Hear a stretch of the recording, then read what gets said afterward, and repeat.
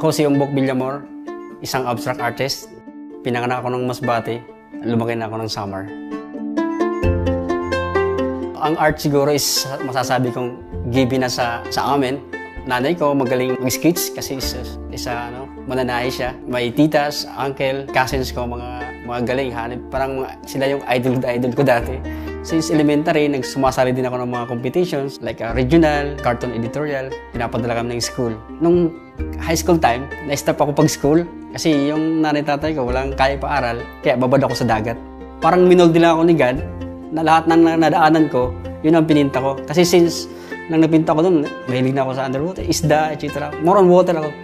Kaya doon, itong mga artwork ko, doon ko yan nakikita. Kung mapapansin mo yung artwork ko is parang coral stone yan eh.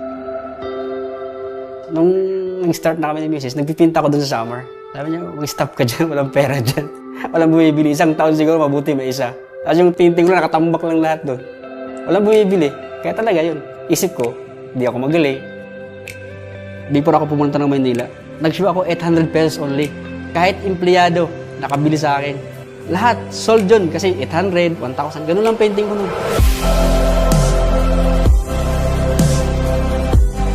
Talagang hindi ko in-expect ang life na to. Nakita ko lang sa dyaryo, art competition. Sumali ako. Hindi na ako nanalo naman, finalist lang. Tapos pumunta ko dito, nakilala akong isang gallery owner. Tapos nung nag-show ako doon, actually nasold lahat yun. Nabalitaan na ng ibang gallery owner. Simula yun, dire-diretso na yung career ko. Pero hindi ko talaga inaasahan ang ganitong life. Yung inspiration ko sa art, yung pinaka-idol ko talagang artist, si God. God is the great artist. Kahit sa mga texture, color composition, makikita mo kay God. Andyan yung composition, kahit i-check mo yun sa color wheel, andyan. Kaya siya yung pinaka-idol ko talaga sa lahat. Kunyari, yan. Sunset yan.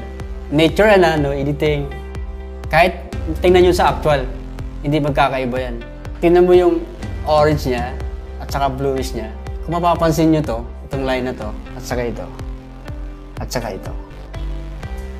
Exact combination siya. Kaya God is the great artist eh. Yun ang reference ko. Kasi sa color scheme dito, makikita mo yung niya eh. Exact combination ha. Hindi yung porket blue is orange, yun na yun. Hindi iba.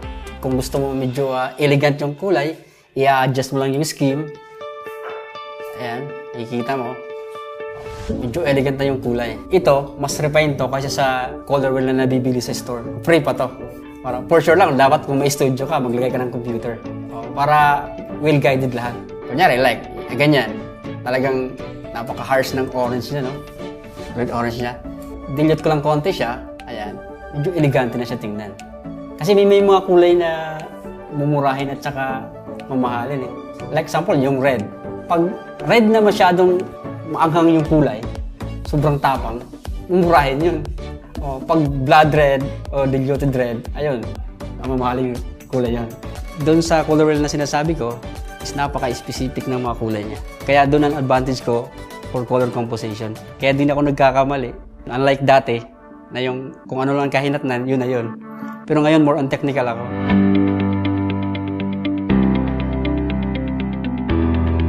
Yung nagmamakro art ako, nakita ko yung composition ni God. Kahit i-zoom mo sa computer yung mga texture ng dragonfly, butterfly, andun kahit kalit-lit, gabuhok, andun yung mga kulay na makikita mo.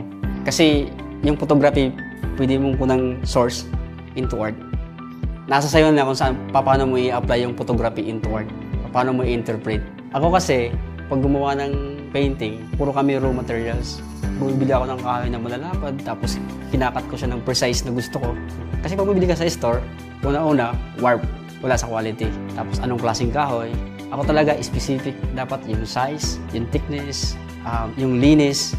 Doon ako eh. Doon ako namulat eh. More on discipline ako. Even in color, discipline ako sa kulay. Siguro ko naging trademark ko na yun. Basta nandito ako sa art, happy ako. Kasi ang art hindi ko naman ginawang hanap buhay ito eh. Kasi pag naging hanap buhay mo, mahirap na maghanap buhay mo siya kasi minsan ako compromise yung trabaho. Kasi nagiging production na kasi hanap buhay mo eh. Ang art para sa akin, siguro passion ko. Makahawak lang ako ng brush, makapinta ako. Parang nanalo na ako sa loto. Yun ako. Siguro kung may existing na bliss doon, ayun, bonus ni God yun. Pag nakakakita ko ng mga artwork ko, yung luma. Very happy ako kasi hindi ko akalain na yung painting ko sa mga gandang bahay malalagay. Saka hindi ko inaasahan. Dati sa magazine ko lang nakikita, yung mga idol ko. Tapos yung mga taong nakikita ko din sa TV lang dati. Tapos ngayon nakakabayan ko na rin. Hindi ko ina-expect ang ganitong buhay na mamimit ko sila. Pero wala sa ano, basta art is art. Yun lang. Walang kadugtong. And yun ang meron sa art. Yung happy ako.